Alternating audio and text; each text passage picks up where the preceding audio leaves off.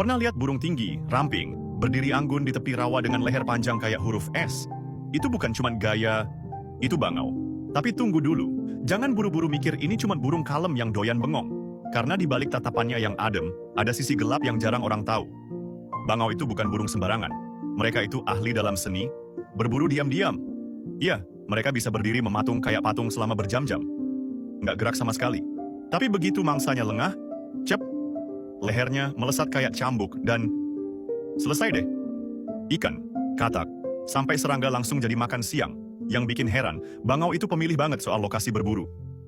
Mereka suka tempat yang agak dangkal, banyak mangsa, tapi nggak terlalu ramai. Jadi mereka tuh kayak punya maps pribadi buat cari spot terbaik, bahkan migrasi ribuan kilometer cuma demi lokasi yang pas.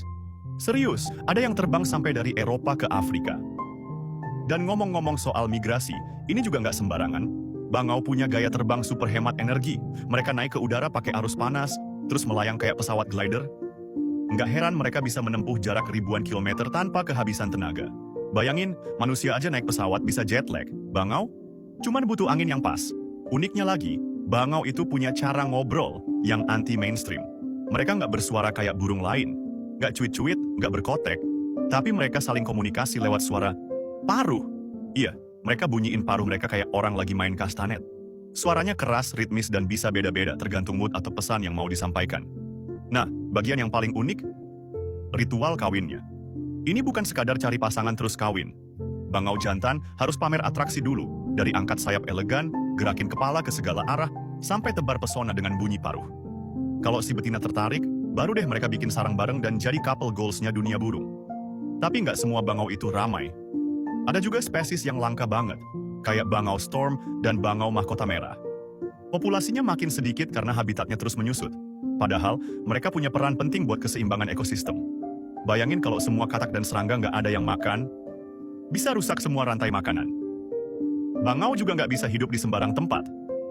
Mereka butuh lahan basah, yang bersih dan alami. Makanya, makin rusaknya rawa dan hutan bikin bangau, makin susah cari tempat tinggal. Jadi, kalau kita peduli sama bangau, kita juga harus peduli sama lingkungan. Dari luar kelihatan damai, tapi ternyata bangau itu makhluk penuh strategi. Diam, elegan, tapi mematikan. Setiap gerakan mereka punya alasan. Setiap tempat mereka pilih dengan cermat. Mereka bukan sekadar burung, mereka adalah simbol keseimbangan alam. Gimana?